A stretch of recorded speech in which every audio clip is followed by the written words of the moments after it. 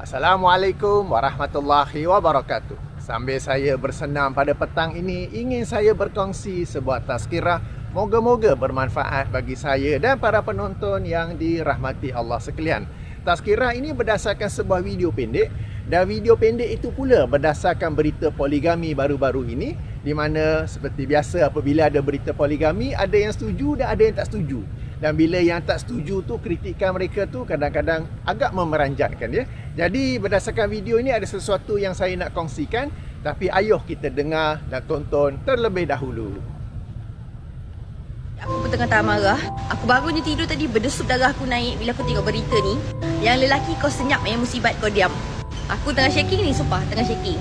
Kan kalau siapa-siapa buka mulut cakap benda bodoh, aku lempang, aku dah tahu makau. Kenapa ada yang kedua Kenapa Dah tolong waktu susah senang, dah tolong, dah ada anak, dah ada rumah yang elok, kepercayaan, perniagaan yang baik. Kenapa nak ada yang kedua? Tak cukup ke? Tak cukup ke? Kau perfect sangat ke? Memang betul poligami tak haram. Tak haram. But just imagine, kau kena share husband kau dengan orang. Okay? Kau kena share husband kau yang kau dulu susah senang dengan dia, makan minum dengan dia, kau kena share dengan perempuan lain. Kau tak ada hati ke? Kau tak ada hati nurani, tak ada perasaan ke, bodoh?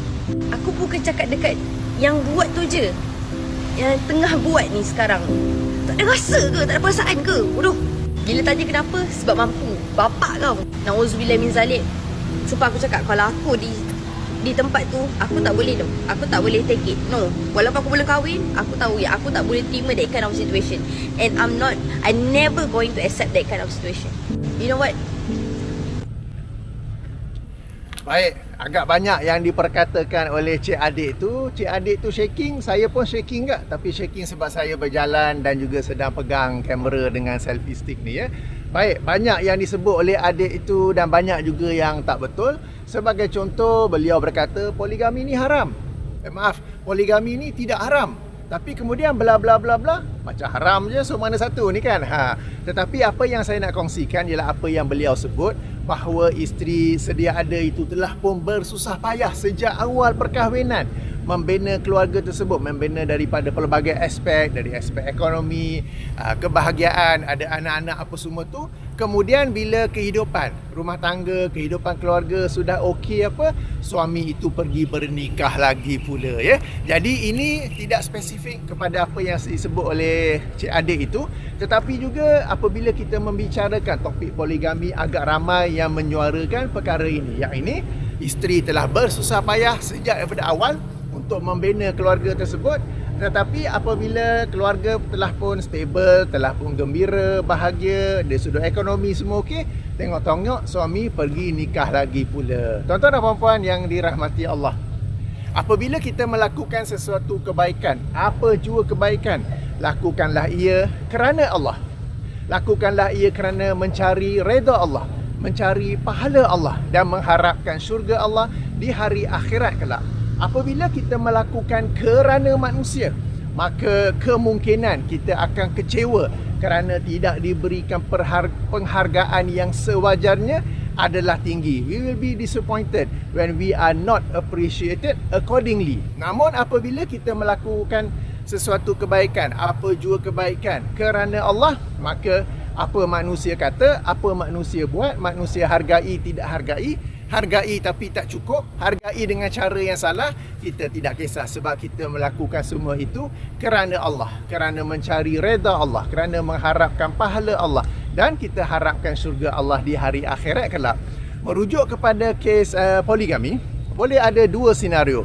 Senario pertama, isteri melakukan semua kebaikan untuk keluarga kerana suami, untuk suami. Lalu apabila di kemudian hari semua sudah okey, sudah stable kan, suami nikah lagi pula, maka isteri akan berasa kecewa dan sebagainya sebagaimana yang disebut oleh Cik Adik dalam potongan video tadi. Namun jika daripada awal isteri melakukan semua kebaikan kerana Allah, kerana mengharapkan pahala Allah, kerana mencari redha Allah, kerana mengharapkan syurga Allah, dan suami ini walaupun kita sayang, kita cinta apa semua, dijadikan sebagai sarana untuk mencapai semua tu. Jadi suami ini sebagai sarana untuk mencapai semua tu, untuk mencari semua tu. Maknanya suami ini adalah jalan untuk kita mendapat pahala Allah, mendapat redha Allah dan mendapat syurga Allah. Sama juga suami apabila dia berbuat baik kepada isteri dan keluarga, atau dalam kes ini keluarga-keluarga, suami hendaklah menjadikan keluarganya itu sebagai sarana untuk mencapai redha Allah, syurga Allah dan pahala Allah. Jadi kembali kepada kes kedua itu, jika isteri daripada awal melakukannya kerana Allah, maka dia tidak akan terasa sangat apabila suami bernikah lagi. Bahkan dia akan bergembira kerana dapat membantu suaminya melakukan sesuatu yang halal dan dikehendaki oleh suami itu. Takkan pula rasa gembira? Mana ada perempuan rasa gembira? Tuan-tuan dan puan, jangan terkejut ya. Jika seseorang itu memiliki tujuan yang betul dalam kehidupan ini, dia akan tahu bahawa suami itu adalah sarana. Macam saya sebut tadi kan, adalah sarana untuk dia mencapai satu objektif yang lagi besar lagi. Dan apabila suami dia ingin melakukan sesuatu yang dihalalkan dari sudut syariat Islam, okey, dan itulah yang disukai, yang dikendaki oleh suami, maka dia akan merelakannya, bahkan mungkin membantunya, sebab dia tahu apabila dia merelakan, membantukan, itu akan menjadi satu lagi sarana untuk dia mendapat pahala Allah Subhanahu Wa Taala. Berbeza kalau suaminya katakanlah bila sudah hidup senang apa semua, ada kereta, tapi nak guna kereta tu drive ke Genting Highland untuk main kasino, berjudi di kasino Genting Highland, kan, lalu dia bergembira, yang itu baru salah. Yang itu yang baru kita kata tak betul tu. Sebaliknya, jika suami ingin dah ada kereta, ingin drive ke Genting Highland, dia sepatutnya menghalang, kerana itu adalah perkara yang dilarang oleh hukum syarak. Tetapi kalau suami dah ada kereta, nak pergi pula masjid, nak pergi pula surau, solat berjemaah, lalu isteri pun tolong startkan enjin ke, katakan tolong bukakan gate ke, atau apa-apa yang lain, maka itu adalah sesuatu yang dapat menjana pahala kepada isteri ya. Jadi boleh lihat analogi antara nak pergi kasino atau nak pergi masjid. Sama juga apabila suami ingin nikah lagi atau sudah nikah lagi, maka isteri pula memudahkannya.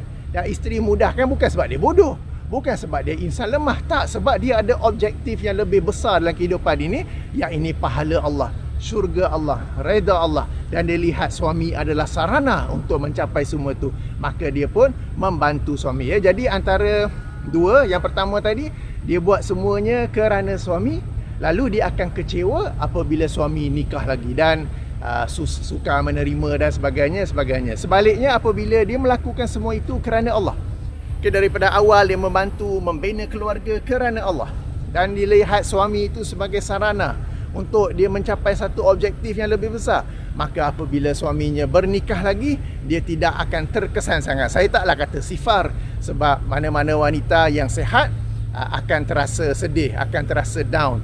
Namun akan ada satu positif aura dalam dirinya, bahawa kerana aku membantu suami aku selama inilah dia dapat melakukan ini. Dan sekarang aku akan mudahkan dia juga, sebab apabila dia ingin berpoligami atau sudah berpoligami, aku pun membantu dia. Ia menjadi satu lagi sarana untuk aku mencapai objektif yang lebih besar. Yang ini apa? Pahala Allah, redha Allah dan juga syurga Allah Subhanahu Wa Taala. Jadi tuan-tuan dan puan-puan yang dirahmati Allah, apa jua kebaikan yang kita lakukan, lakukanlah ia kerana Allah Subhanahu Wa Taala. Perkara ini tidak terhad kepada isteri sahaja, kepada suami, kepada saya, kepada para suami yang menonton. Hendaklah kita juga melihat keluarga kita, isteri kita, keluarga kita sebagai sarana untuk mencapai objektif yang lebih besar, yang ini pahala Allah, syurga Allah, redha Allah ya. Dan dengan adanya objektif yang lebih besar ini, kita akan lebih bersungguh-sungguh untuk memberi nafkah kepada keluarga, untuk menjaga keluarga, untuk berbaik kepada keluarga, dan jika berpoligami, untuk berlaku adil kepada keluarga, untuk menunaikan hak-hak setiap isteri, setiap keluarga. Dan dengan cara ini, kehidupan kehidupan monogami dan poligami akan menjadi lebih berjaya, insya-Allah. Jadi tuan-tuan dan puan, apa jua kebaikan yang kita lakukan secara umum atau secara khusus, yang ini dalam kehidupan suami isteri, hendaklah kita lakukannya kerana Allah Subhanahu Wa Taala. Hendaklah setiap pasangan melihat pasangannya itu sebagai sarana untuk dia mencapai objektif yang lebih besar dalam kehidupan ini. Yang ini apakah itu? Objektif itu ialah apa yang ada kaitan dengan Allah, seperti untuk mendapatkan pahala Allah, syurga Allah dan redha Allah.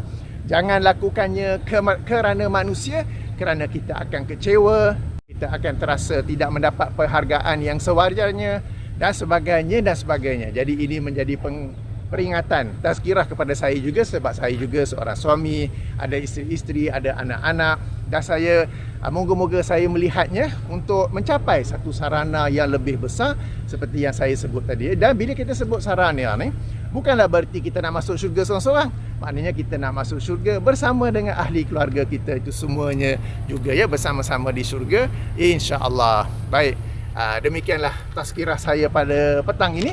Saya nak sambung jogging ataupun brisk walking. Saya tutupi dengan subhanakallahumma wa bihamdika asyhadu an la ilaha illa anta astaghfiruka wa atubu ilaika. Sebelum itu jangan marah-marah kepada Cik Adik tu. Beliau kemungkinan besar tidak faham tentang syariat poligami ini. Sebenarnya banyak orang tak faham. Okay, bukan beliau saja, tetapi banyak orang tak faham. Maka sebab itulah saya juga berusaha untuk menerangkan tentang poligami. Bukan menganjurkan poligami, tetapi menerangkan tentang poligami ya. Baik, Assalamualaikum warahmatullahi wabarakatuh. Stop recording.